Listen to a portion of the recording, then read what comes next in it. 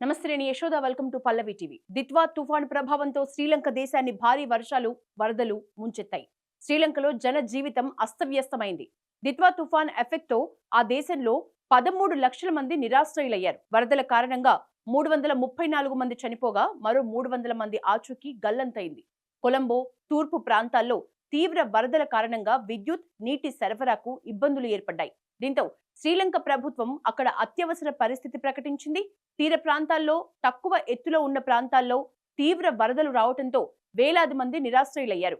భారీ వర్షాలు ఆగినా వరద నీరు ఇంకా తగ్గకపోవడంతో ప్రభుత్వం సహాయక చర్యలు కొనసాగిస్తోంది.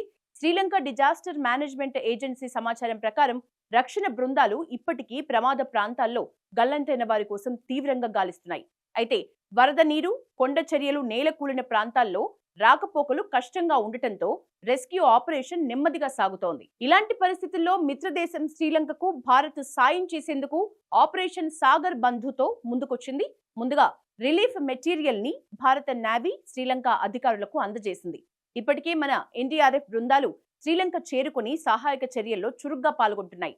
వరదల్లో చిక్కుకున్న ప్రజలకు రక్షించడంతో పాటు సురక్షిత ప్రాంతాలకు తరలించడంలో కీలక పాత్ర పోషిస్తున్నాయి. ప్రస్తుతం శ్రీలంకలో భారత సైన్యం, ఎన్డీఆర్ఎఫ్ బృందాలు స్థానిక అధికారులతో కలిసి రెస్క్యూ ఆపరేషన్ కొనసాగిస్తున్నాయి. నిరాశ్రయులకు అత్యవసర సరుకులు, ఆహారం, మెడిసిన్ ని అందిస్తున్నాయి.